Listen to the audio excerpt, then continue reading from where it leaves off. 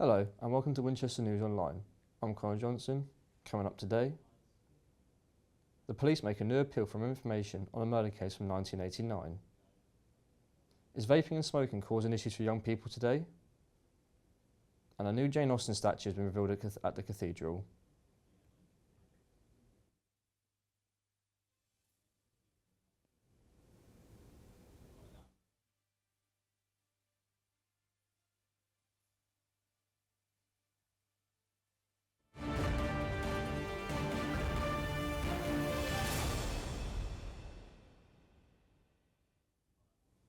Detectives in Hampshire have renewed their appeal for information into the murder of Southampton jeweller Richard Hayward. He was found shot dead in his flat above Ambience Jewellers on Shirley Road in October 1989. Police now believe an anonymous tip submitted in 2004 could be crucial to solving the case. Our reporter, Jade Edwards-Lowe, outside Hampshire Police Station, has the latest. Richard Ricky Hayward was just 36 years old when he was shot multiple times in his flat in Totton on the 16th of October 1989. Despite decades of investigation, no one has yet been charged in connection with his murder. The case was reopened last year, and Hampshire Police has since reviewed thousands of reports and statements, conducted fresh interviews with over 200 people. Police say that the 2004 tip, though thought at the time to be minor, now may play a key part of this new investigation. Investigators also believe that Ricky's killer may have had at least one accomplice, and some people with knowledge of the crime may live outside of Hampshire. Anyone with information, no matter how small, can contact Hampshire Police on 101, quoting Operation Tango, or reach Crime Stoppers through 0800 555 111. Decades on, Ricky Hayward's family is still searching for answers. With the new investigation and more evidence coming to light, Hampshire Police are more confident than ever they'll find out what really happened that night in Totton. Thank you, Jade. For more information on the latest developments in the Ricky Hayward case, visit the Winol website, where we will continue to provide updates as the investigation progresses. On Thursday, a 35-year-old woman was found not guilty of attempted murder at Winchester Crown Court. Our reporter Alice tells us more about the case. Lucy Povey was found not guilty with attempted murder and 2 counts of GBH to Sharon Dorkin and her sister Kaylee, who suffered injuries in the collision. In the trial, which lasted over a week, the jury was shown CCTV of Miss Povey driving into the 2 women. However, the defence team said that mistakenly she put the car into reverse instead of first gear in a moment of panic. The jury returned a not guilty verdict on Thursday. I'm Alice Mondays from Winchester News Online. Last week, Winchester Cathedral organised a Law Week festival. The services, talks and performances focus on shifting societal perceptions of crime and criminality. Our reporter, Celeste Haslam, attended one of the events to find out more. As a part of the Winchester Law Week Festival, Barefaced Theatre put on an immersive performance showcasing their art, poetry and innovation, co-created with men and women in the criminal justice system. We are a vehicle for some of the views and opinions of them. And if we want any sort of change, then we need to listen to the people who are desperately trying to change so we can figure out how we can all collectively support them. The performance used applied theatre through an audio and visual experience. The cast's collaboration with the project heavily influenced the stories and insights shared throughout the evening, with the aim to shift perceptions of the criminal justice system. It's been a really valuable theatre experience and a way of exploring ways that we can improve looking after people that are going through the justice system. It's really about having empathy for others and recognising the privilege that some of us have got. When the young person was going through the skipping ropes and then being marked by the different colours on them was just really effective and made me really think about how all the odds stacked up. It has been a powerful and an emotional evening where people have experienced the reality of the criminal justice system and heard real-life stories. Celeste Haslam, Winchester News Online. The art and poetry display created by Barefaced Theatre will remain at West Downs campus for the rest of the month. Over in the United States this week, a series of anti-Trump protests titled No King took to the streets, American citizens making a disapproval of the president vocal and public. Organisers said the protests were peaceful, though the National Guard were deployed in major cities to oversee and regulate disruption. Winol reporter Ethan Vine has been studying in the States for 2 months now. We can go live to him now to report on the events. So Ethan, how has this response been on the local school? Hi Connor, thank you. Yeah, there's been strong public disarray over here in the United States for a few months now. Different policies of Trump between immigration enforcement, the government still being in a federal shutdown, and many other of his policies. People have started to make it clear that they've had enough. Now, this last week, we saw over 2,000 protests in cities nationwide.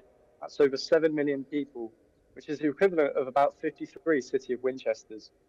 Now, the political right have strongly denied Trump's claims, the claims that Trump is a king, and denied this monarchist sentiment. And the political right have titled these protests Hate America rallies and linked them with the Antifa anti-fascism movement, which the White House prescribed as a terrorist organization last month.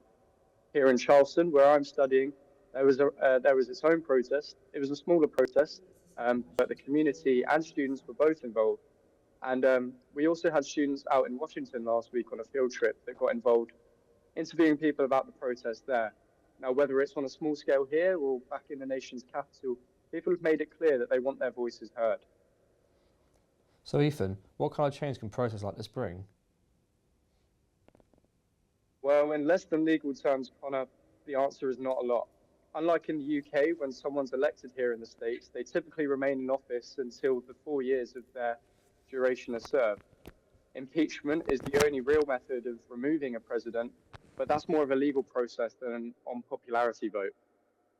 Trump was impeached twice in his last term, but impeachment is a two-step process. He has to be impeached by the House and then removed by the Senate. And both times last time around, he wasn't removed by the Senate. So for now, protests are more of a display of solidarity than an effort to invoke change. Thanks, Ethan. A statue of Jane Austen has been unveiled in the grounds of Winchester Cathedral. Hundreds gathered in, including well-known actors, to celebrate the writer who spent her final days in Winchester before she died. Francesca Pritchard has more. 3, 2, 1. The familiar face of one of Winchester's most famous daughters, Jane Austen, now stands as an enduring symbol of not only a prominent writer, but a feminist inspiration in the grounds of Winchester Cathedral. The unveiling came alongside a memorial service inside the cathedral with a choir and actors from the BBC adaptation of one of her most famous works, Pride and Prejudice, including the infamous Mr. Wickham, Jane Bennet and Mrs. Gardiner. Yes, sir. I grew up there as a girl. She observes characters with such infinite detail, which people haven't changed. Jane Austen herself is buried inside of the cathedral, while the sculptor who worked on the project for 9 years chose to showcase her outside. At her writing table, but it's presented out of doors. People said along the way, shouldn't she be wearing a decent coat? But I've had to remind them this is made of metal. I want to express her authority as an author, the power of her moral vision, and something of that sparkling lightness that we find in her books. One of the strongest themes of the event was how Austen's exploration of women and love have stood the test of time. So she was writing about female themes and particularly strong independent women. What's so extraordinary is that a voice from all those years ago, 250 years ago, carried those themes then, and they're still relevant actually today. Event organisers also hope that the new addition to the cathedral will attract tourists and provide a boost to the economy. Francesca Pritchard, Winchester News Online.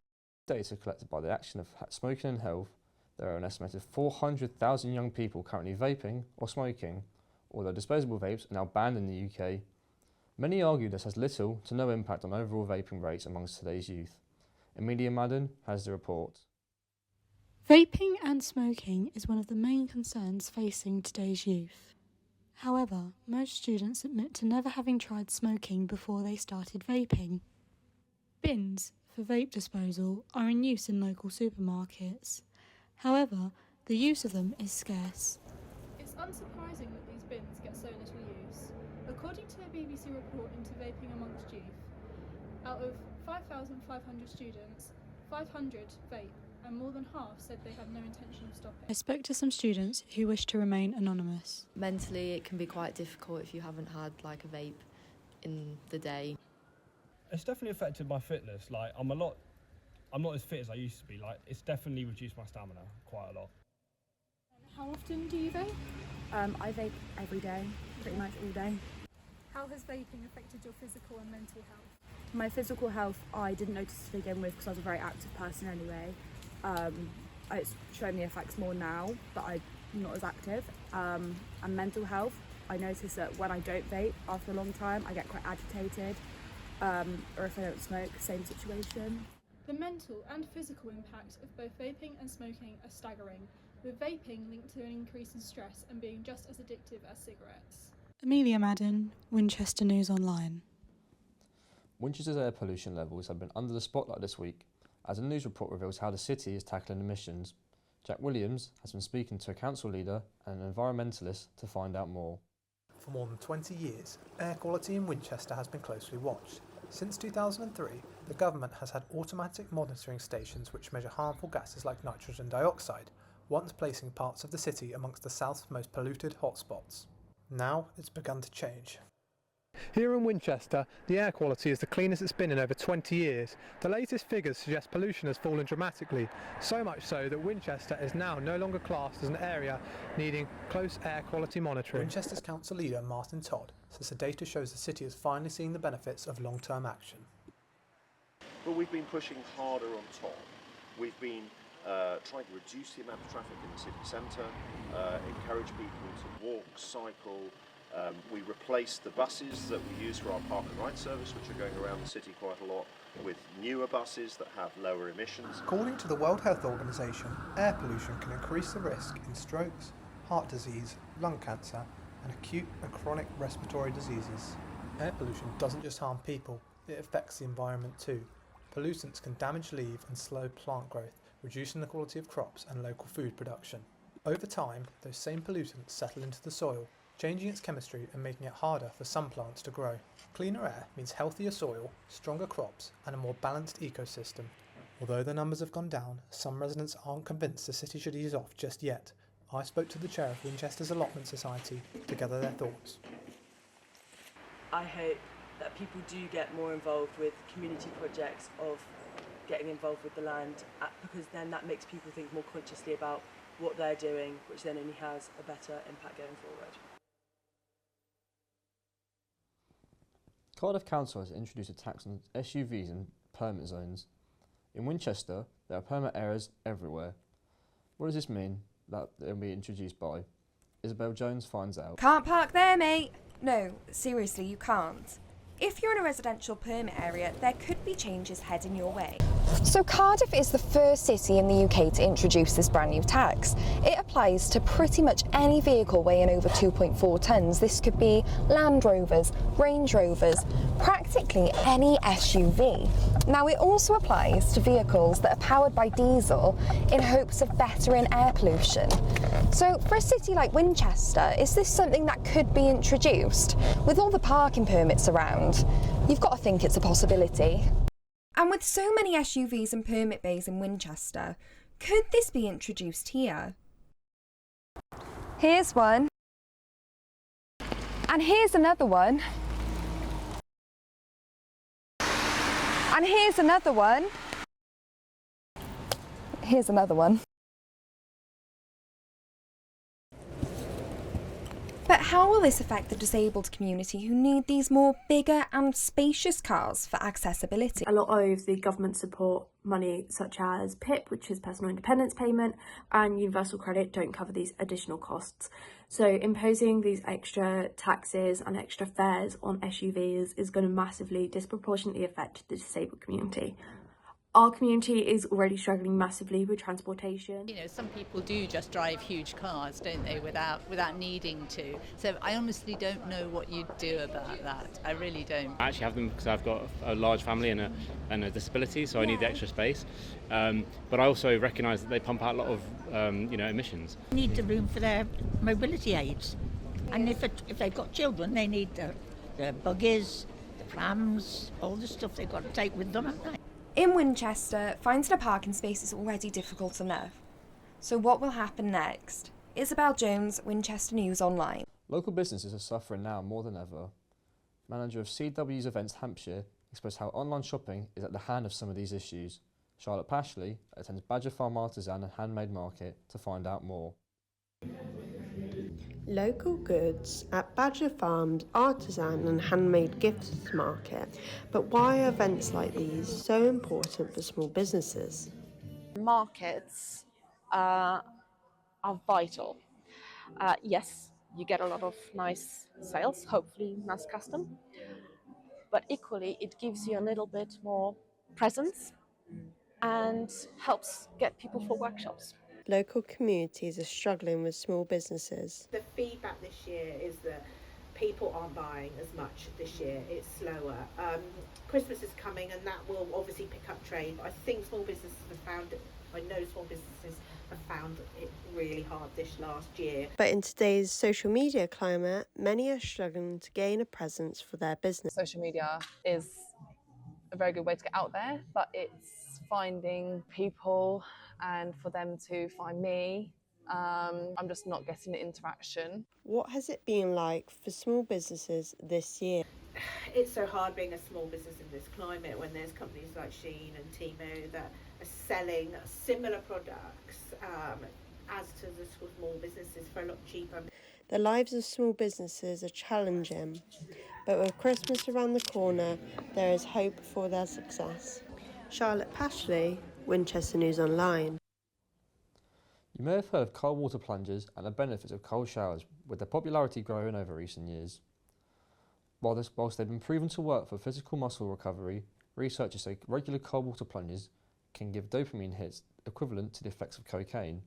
Harry Beattie is testament to what they can do to help people recovering from active drug addiction. You might start your day with a cold shower, but Harry starts his day with a cold plunge. This isn't for the typical muscle recovery following a workout. This is for a different kind of recovery altogether. What am I? I'm a drug addict. But I'm more than that. Hi, I'm Harry, and this is day one of taking an ice bath every single day to help my mental health. Hi, I'm Harry. This is day 30. Harry documents his journey online to inspire others and show what the effects of ice baths do for him.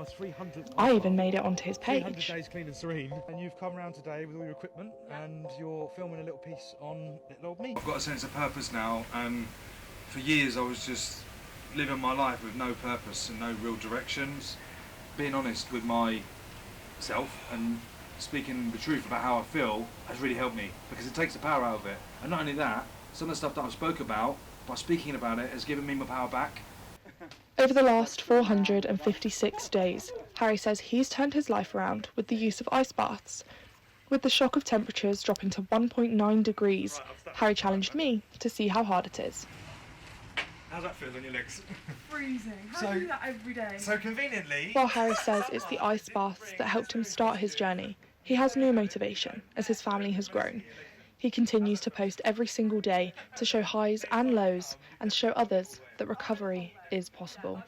You have to kind of be ready. So if you're watching this and you're struggling, no matter what I say, you have to be ready to accept and kind of admit that you've got a problem and then try to do something about it. So yeah, I'm sure my videos would be inspiring if I watched them.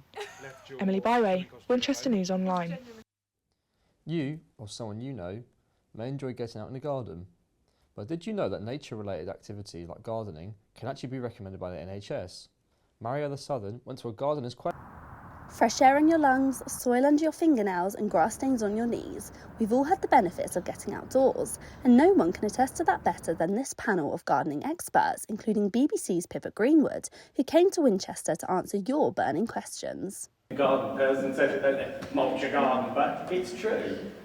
As the event fell on World Mental Health Day, a different question crossed my mind. Are gardening and mental health connected? The NHS can actually recommend nature-related activities like gardening to improve mental well-being under a term called social prescribing. Did Winchester's gardeners know this about their hobby?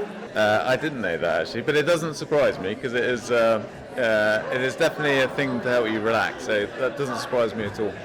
I did, yes. Gardening and being outside is really good for you. It's relaxation, it's contacting with nature, it's being absorbed in it. Just watching a plant grow and develop, to me, taking something from seed, growing a seed and watching it develop is like magic.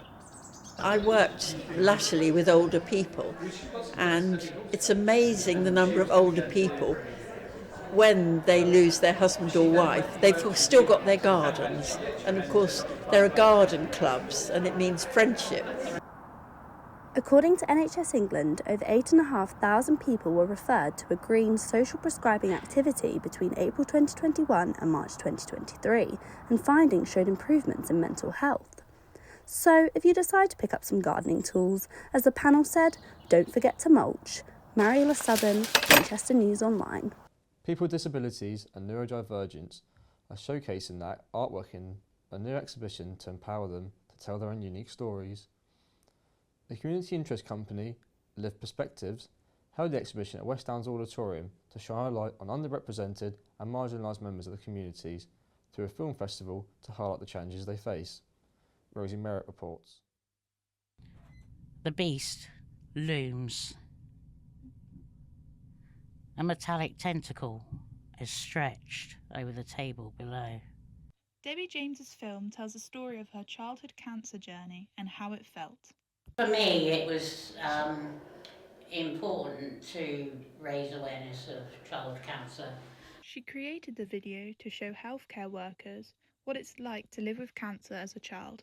So a lot of people, a lot of oncologists and professionals have seen it. Film festivals like this empower people with disabilities to tell their own stories in their own words, to give an insight into what it's like to think like them.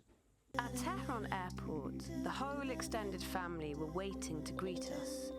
Third cousins, fourth cousins, fifth cousins. They're also focusing on Iranian filmmakers to highlight issues of censorship in art.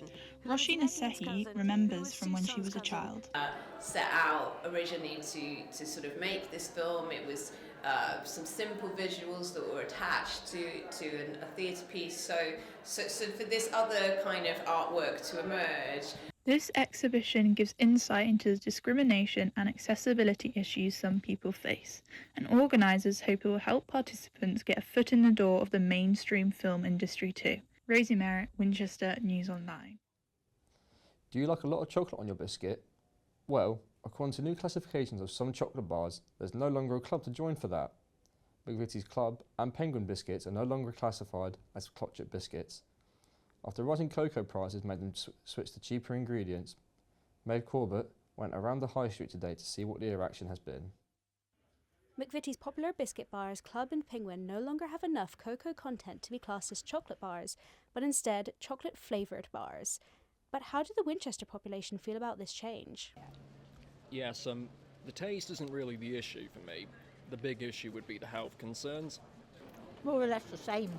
I've got a slight feeling that it tastes a bit sweeter than it used to, and that would, but it is a minor difference. So I'm sure they'll get away with it, and I'm sure people will just adapt to it. But for health reasons, I do actually think it's a pity that they've got rid of the cocoa.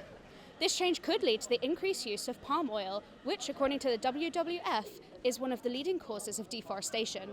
Maeve Corbett, Winchester News Online. A Hampshire County estate near Winchester is celebrating the season with a modern twist. Hundreds of pumpkins are now on display, part of a National Trust effort to keep the historic property engaging for visitors of all ages.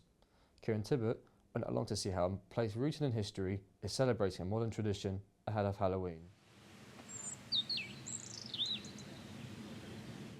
Hinton Apner has stood within the Hampshire countryside for generations, blending Georgian designs with English heritage. This year has seen the return of its autumnal tradition, with a certain hint of orange taking over. Pumpkins. They're a common sight this time of year, and for the fourth year running, over 500 are on display across the site, including these white ones. The idea is to give visitors a beautiful backdrop of their photography with their families and friends, and just to set things off and give everything a real bright autumn vibe. Hinton Apner are tapping into a trend from the National Trust to use displays, which are a beautiful photo backdrop, to encourage people to have that talking point, to have that sense of connection with nature, which will then hopefully trigger more curiosity and evolve into a love of the wider estate, the garden and perhaps conservation as well. The displays have become a highlight of the autumn calendar here, attracting day trippers, families and walkers too. It's just a brilliant way to bring young people into the National Trust gardens. It's a real sign of autumn. It's something worth seeing. I love to see them in big displays. Brilliant, they're absolutely fantastic. The one outside the house in particular with the carriage, just as we came around the corner and saw it, it just looks wonderful. For Hinton Apner, a simple seasonal idea is helping preserve the past for everyone. Kieran Tibbert, Winchester News Online. And that's all we've got time for today. Thanks for watching. Goodbye.